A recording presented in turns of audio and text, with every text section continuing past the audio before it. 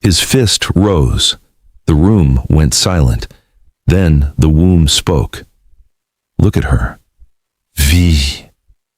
Standing in the center of an 80-floor Los Angeles penthouse, red silk stretched over a 7-month belly, long dark hair falling past her shoulders like a curtain over a storm. Tears tracking slow down the deep brown of her cheeks. Not from fear. No. Those tears were rage she hadn't decided to unleash yet. She looked like a woman who had lost. She wasn't. Across from her stood Sun Mi, the man the city knew as a philanthropist, a visionary, the kind of man whose name got engraved on hospital wings and tech gala trophies, charcoal suit, ice-cold eyes, a dragon tattoo climbing his neck like it was trying to escape whatever was living inside him. He had given her everything, the penthouse, the name, the life wrapped in imported silk and whispered promises, and she had taken it all and gone further. Because Veee wasn't just his wife. She was a cybersecurity analyst operating at a level most governments couldn't afford. She saw patterns in code the way other people saw faces. She could dismantle a digital empire in her sleep. And for 8 months, that's exactly what she had been doing. Sun Mi thought he was in control. He was already gone. He just hadn't felt it yet. I gave you the world, he said. His voice was silk wrapped around something rigid. I gave you my name, and you used it to plant a backdoor into my private servers. Veee didn't flinch. Her chin lifted. Her hand moved slow and deliberate to rest over her belly, not in fear, in warning. I'm a mother, she said, steady, precise. And your son already knows what you are. Sun Mi's mask cracked. The philanthropist vanished. The tiger stepped forward. And that's when it happened. Something that had no business existing, a sound that vibrated up through the marble floors, shook the crystal fixtures, and turned the most feared man in organized crime into a child trembling in the dark. A voice, coming from inside her. Stop! Don't hit my mom! Sun Mi's arm froze, mid-air, his breath caught in his chest like a hook, and Veee smiled, because the man standing in front of her had spent years building walls no one could break through. But she hadn't come through the walls. She had come through his mind, and she had been living there, rent-free, for the last 8 months. But to understand how a pregnant woman in a red dress brought down the most powerful Korean Mafia syndicate in the Western Hemisphere, we have to go back to the beginning, to the night they met, to the lie that started everything beautiful. And the moment Veee realized the man she loved had never existed at all. It started with champagne she hadn't ordered. 14 months ago, the Nexus Tech Gala, downtown Los Angeles, the kind of event where billionaires came to be seen and predators came to choose. Veee had been the only woman in the room whose name was on the speaker's list, not on someone's arm. Her black off-shoulder gown moved like smoke as she crossed the floor, her natural hair pinned into a sculptured crown that turned heads without her trying. Or she carried herself the way women do when they've stopped needing anyone's permission, back straight, eyes forward, heels hitting marble like punctuation. She wasn't looking for anyone. He found her anyway. Sun Mi appeared at her elbow, the way expensive things do, quietly, suddenly, with the kind of presence that makes the air in a room rearrange itself. He was striking in a way that felt almost dangerous. Sharp jaw, dark eyes that moved slowly, like a man who had never once been rushed by anything in his life. A single tattoo, the tail of a dragon, curled just above his collar, hinting at something larger, something hidden beneath the surface of that perfectly tailored suit. You just told the entire panel their encryption model has a 3-year vulnerability window, he said. No greeting, no performance, and you smiled while doing it. Veee turned to face him fully, measured him the way she measured code, scanning for errors, for hidden commands, for anything that didn't belong. Someone had to, she said simply. He handed her a glass of champagne. She didn't take it immediately. She looked at it first. That small pause, that fraction of a second where her instincts whispered something her heart wasn't ready to hear, would come back to haunt her. She took the glass, and Sun Mi smiled for the first time. Not the practice smile she'd seen him use on the investors, something quieter, something that felt, God help her, like recognition. They talked for 3 hours, not about money, Not about power, about frequency theory, neural architecture, the mathematics of sound. He was brilliant, devastatingly, dangerously brilliant. And Veee, who had spent her whole career being the smartest person in every room, felt for the first time like she had met her equal. 3 weeks later, he showed up at her apartment door in the rain with no umbrella and a book she had mentioned once in passing, a worn Korean translation of a frequency theory text she'd been hunting for 2 years. He hadn't bought it new. He had found the specific edition. She stood in her doorway looking at him, water darkening the shoulders of his jacket, and felt something in her chest shift in a way she did not have a formula for. That was the moment she fell. Not slowly, not carefully. All the way. He was tender in ways she hadn't expected. He remembered things. The exact way she took her coffee. The name of the professor who had told her in her 3rd year that women didn't have the temperament for neural security work. He remembered that name and never once used it as a joke. He would find her still working at 2 a.m, say nothing, and simply set a plate of food beside her keyboard before disappearing back to bed. There were mornings she would catch him watching her with an expression so unguarded it almost frightened her, like he was memorizing her against some future loss he already knew was coming. She thought it was love. It was strategy. And the most devastating thing was that somewhere inside the strategy, she would later suspect, there had been something almost real. Something he had not planned for. Something the tiger could not fully control once it started. But almost real is still a lie. And Veee had not been built to survive on almost. She hadn't. She had met her mirror, designed specifically to reflect everything she wanted to see. 6 weeks into their marriage, Veee noticed the fatigue first, not the soft, heavy tiredness of early pregnancy that she had read about. This was something else. A low, creeping fog that settled behind her eyes around 3 p.m. and didn't lift until she slept. Her fingers, usually precise as a surgeon's on a keyboard, began to lag. She mistyped. She forgot variable strings she could normally recite in her sleep, small things, easy things to dismiss. Sun Mi had noticed before she did. "You're working too hard," he said one morning, setting a small amber bottle beside her coffee. His voice was warm and unhurried. He kissed her temple, slow and deliberate. His lips gentle against the soft, dark skin of her face, his hand resting on her barely there bump with a tenderness that looked from every angle like devotion. She had leaned into that kiss. She was still angry at herself for that. Veee ran the first test on a Tuesday. She'd crushed one of the capsules into a solution, run a basic spectrographic comparison using equipment she'd smuggled into her home studio under the guise of a work upgrade. The results came back in 11 minutes. Her hands didn't shake. That was the thing people would never understand about Veee. The more dangerous the information, the stiller she became. Like a system running a silent override. She read the compound breakdown twice. Then she closed the laptop, walked to the kitchen, poured herself a glass of cold water, and stood at the window looking out over Los Angeles. She thought about the man who had stood in her doorway in the rain with a book. She thought about whether that version of him had ever existed at all, or whether it had simply been the most expensive bait she had ever been offered. She decided it didn't matter. What mattered was what came next. Veee set the glass down with a soft, deliberate click. Then she opened his private espresso drawer, retrieved the custom single-origin blend he had imported monthly from Seoul, and began the most satisfying chemistry experiment of her career. 1 capsule per morning. His cup, not hers, ground fine enough to be undetectable. She went back to her desk, pulled up her neural mapping project, and typed faster than she had in weeks. The fog was lifting, and Sun Mi was just beginning to cloud. But he talked in his sleep. Most people didn't know that. Veee did.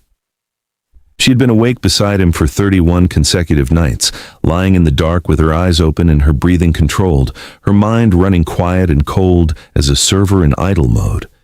She listened to the cadence of his unconscious, the way his breathing shifted at 2 a.m, the way his jaw tightened, the names that sometimes crawled out of him in the space between one dream and the next. A name. Always the same name. Whispered like a wound that had never fully closed.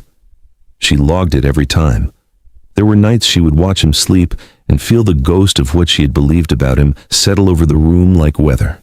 He looked different, unconscious. The control dissolved. The architecture of the tiger fell away, and what was left was something younger, something that had clearly known fear before it learned to weaponize it. She did not feel sorry for him, but she understood him.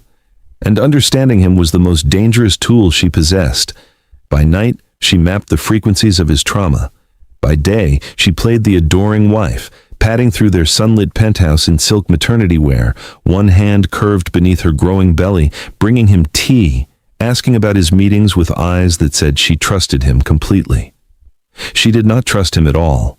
Her real work lived in the walls. Under the guise of pregnancy insomnia, she had spent 3 weeks installing micro-transducers behind the velvet wall panels of the main living space, nodes smaller than coat buttons, but each tuned to a specific frequency range. She'd wired them to a modified home audio system she'd rebuilt from scratch, disguising it as a smart nursery setup. Sun Mi had even complimented her initiative, had stood in the doorway of the nursery watching her work with that expression she used to think was love, and said she was going to be extraordinary. He had helped her carry the equipment in. The final piece was the haptic transmitter, small enough to be sewn into the interior seam of her maternity belt, a band of technology no wider than a thumb that could, with a single pressure point, broadcast a modulated audio signal through the entire floor plan of the penthouse. She had designed the signal herself, fed it Sun Mi's brainwave patterns, his sleep frequencies, the specific neural signatures she'd cataloged over 31 nights. Then, she had layered over it the one voice she knew would crack him open like fault lines in dry earth. His father's voice, reconstructed from archived footage, filtered through AI, aged with grief and shaped into a single command, the command of a dead man to a son who had never stopped fearing him. Veee tested it at 3:17 in the morning while Sun Mi slept 4 rooms away. The crystal in the living room vibrated. She pressed her hand to her belly and felt her son shift, gentle, strong, alive. Soon, she whispered, to her boy, to herself, to every version of this woman who had ever been underestimated by a man who thought power only lived in his hands. Soon. He came to her that night the way storms do, without asking. The bedroom was dim, lit only by the distant pulse of the city below, and the air carried the faint scent of his cologne, cedarwood, and something darker, something that had no name, but had always made her breath catch before she knew better. Sun Mi moved through the room with the quiet authority of a man who had never once doubted that every space he entered belonged to him. He sat on the edge of the bed, close, the heat of him a tangible thing. "You've been distant," he said. His voice was low, almost careful. Not a question, an observation from a man who calculated everything, who read rooms the way other people read faces. His dark eyes moved over her slowly, and for a moment, just a moment, they held something that looked almost like the man from the doorway in the rain. She did not let that soften her. Veee met his gaze without blinking. Her dark skin glowed warm against the white of the sheets. Seeing her natural hair loose around her shoulders, her expression to anyone who didn't know her completely unreadable. Inside, every system was running, calculating, waiting. "I found your medical file," she said. The room changed, not dramatically. Sun Mi was too controlled for that. But she felt it, the microscopic shift in his posture, the way his jaw realigned, the way his eyes went from warm to winter in less time than a heartbeat. "You went through my private records," he said. "You went through my body chemistry," she replied. Silence. Veee held it. She was extraordinary at silence. She understood that in a confrontation between two intelligent people, whoever moved first had already lost. She watched the calculation move through Sun Mi's eyes like light through deep water. Watched him decide how much to reveal. Watched him choose the wrong strategy. "Whatever you think you found, azoospermia," she said it quietly, medically, like she was reading a report, because she was.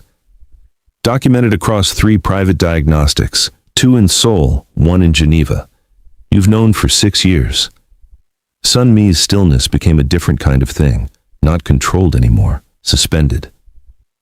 "This baby," Veee said, her hand pressing softly to her belly, her eyes never leaving his, "carries the DNA of the one man in the world you fear more than God."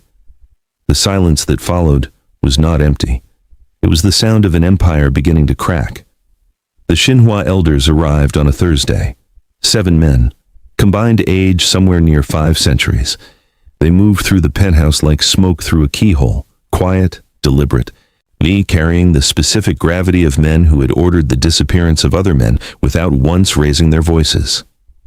Sun Mi stood at the head of the obsidian table, his posture a cathedral, commanding the room with the ease of someone who had been born knowing how to own space. Veee served tea. She wore a dove-gray maternity dress, her dark hair pulled low at the nape of her neck, her movements unhurried and soft. She was, to every man at that table, exactly what they expected, a beautiful, quiet wife performing her beautiful, quiet role. She refilled cups. She smiled when spoken to. She disappeared into the background the way wallpaper does. None of them noticed the ring on her right hand. It wasn't jewelry. It was a contact microphone transmitter, hair thin, set into a titanium band she'd designed herself. Every word spoken at that table, every port number, every encrypted transfer code, every name attached to the LA power grid operation was being compressed and routed through a server she controlled in real time. The men discussed the city's infrastructure like butchers discussing cuts of meat. Sun Mi's voice was smooth and commanding, but Veee caught it, the slight drag in his delivery, the almost imperceptible pause before complex sentences. The compound she'd been feeding him wasn't breaking him yet. It was just beginning to sand down his edges. She caught the eye of Kang, Sun Mi's head bodyguard, a man built like architecture, face carved from discipline and old loyalty. He had served Sun Mi for 11 years. He had been on Vee's payroll for 3 months. The look they exchanged lasted less than a second. A micro-acknowledgement. A door held open between 2 people running the same silent operation from opposite ends of the same hallway. Veee set down the tea tray, pressed her hand gently to her belly, and excused herself with a soft smile. Behind her, Sun Mi was telling the elders the city would go dark by Friday. He had no idea the lights were already being redirected. Straight to her. The moment arrived without ceremony. No warning, no dramatic build-up. Just the 2 of them in the penthouse at 11:43 at night, the city spread beneath them like a circuit board holding its breath, the air between them carrying the full weight of everything unsaid and everything Sun Mi had already decided. He had found the transmitter nodes, not all of them. 3. Enough. He stood in the center of the living room, a node in each hand, his expression stripped of everything except the cold, precise fury of a man who understood he had been outmaneuvered in his own home. The dragon on his neck seemed to pulse with his pulse. His jaw was set like a locked vault. Veee stood opposite him, red silk, 7 months of life between her hands, her dark eyes holding his with a steadiness that should have been impossible for a woman in her position. Her deep brown skin caught the low light of the penthouse and turned it into something that looked almost like armor. "You built something in my walls," he said. "You put something in my blood," she replied. Sun Mi crossed the room in 4 steps, close, devastatingly close, close enough that she could feel the heat radiating off his chest, could smell the cedar and shadow of his cologne mixing with something metallic underneath. Something like fear wearing a very expensive disguise. "You don't know what you've started," he said. Quiet. The most dangerous version of his voice. Veee tilted her chin upward. "I finished it, Sun Mi, 3 months ago." His hand rose. The room went cold. And then the hum began. Low, subsonic, rising through the marble floor and into the soles of his feet before his brain could name it. The velvet walls breathed. The crystal above them shivered. And from somewhere that had no business producing sound, somewhere warm and alive and entirely present, a voice arrived. "Stop. Put your hand down. I know your name, Sun Mi. I know what you did in Busan. And so does everyone watching." Sun Mi's arm froze. His face collapsed, not in anger, not in calculation, in terror. The kind that only lives in the place where a man keeps the version of himself he has spent his entire life running from. His knees found the floor before his mind gave permission. The doors came off the hinges at midnight exactly. Not kicked, controlled. A precision entry, the kind that only comes from people who have practiced it with the specific purpose of not killing anyone on the other side. 4 men in tactical formation, and behind them, moving with quiet, unhurried authority, a man in a federal badge and a face that stopped Vee's heart completely. He had her jaw, her cheekbones, the same deep brown complexion, the same eyes that processed a room in a single sweep and filed everything before most people had finished blinking. Her brother, Marcus, alive. The word landed in her chest like a stone dropped into still water, and the ripples went everywhere at once. 4 years. 4 years she'd carried the weight of that Atlanta funeral record, had pressed her face into a bathroom floor, and grieved him in the specific, airless way you grieve someone taken too young, too suddenly, too senselessly. 4 years of waking up on the anniversary and sitting very still until the feeling passed. 4 years of not saying his name out loud because it made the loss too present and too permanent. And here he was, standing in her penthouse, breathing, real.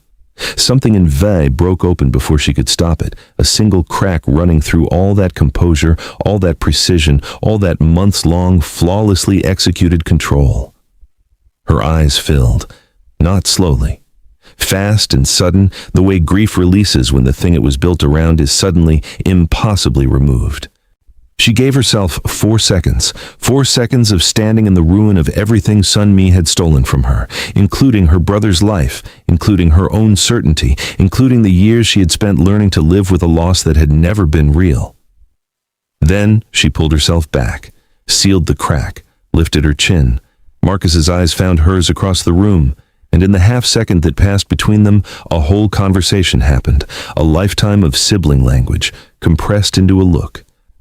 She gave him a single nod. He returned it, his jaw tight, his own eyes glassy with something he was also refusing to let fall.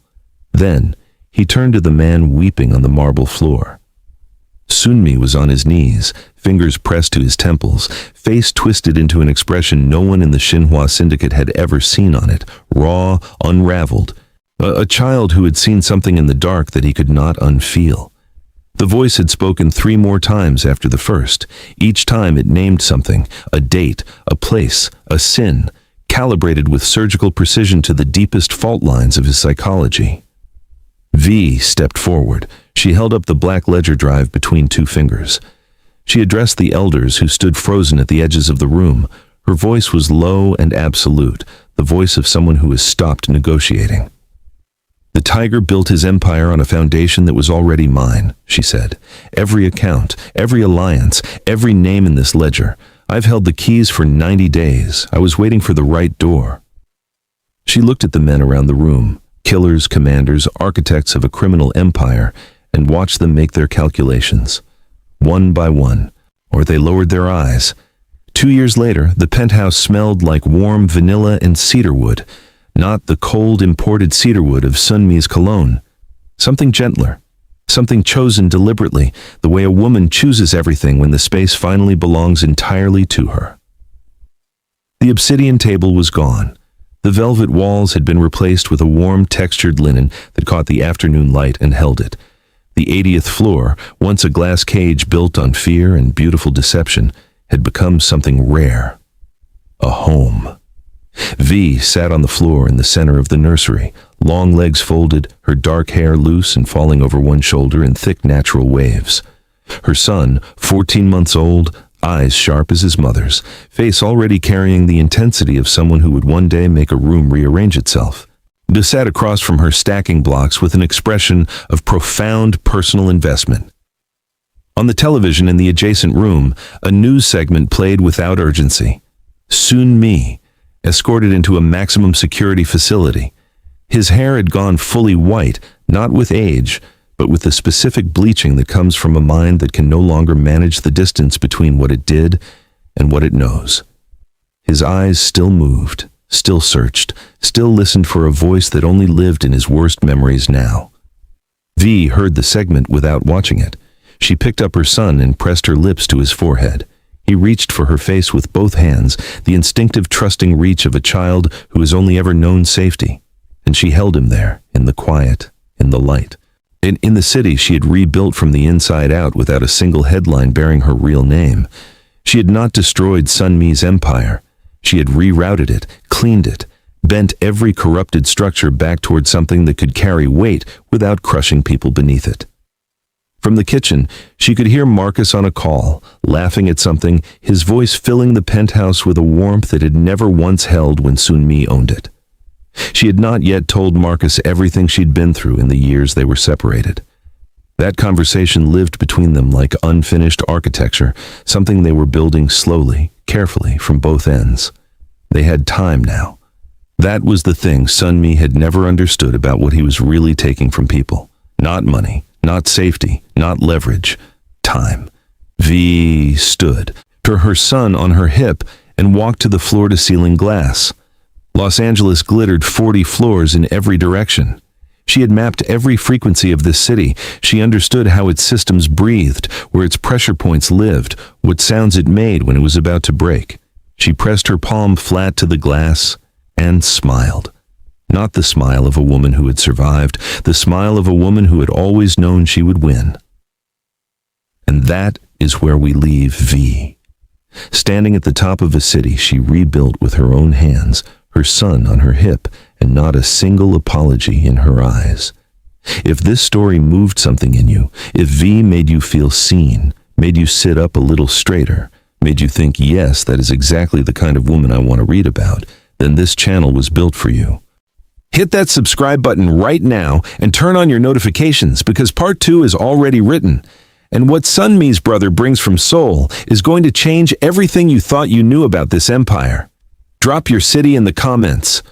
Where are you watching from tonight? Let's see the family. Do you want part 2? Comment, give me part 2, and let's make it happen. Share this with somebody who needs a story about a woman who refused to fold. Like this video so more people find us. Vee's story isn't over. It's just getting interesting.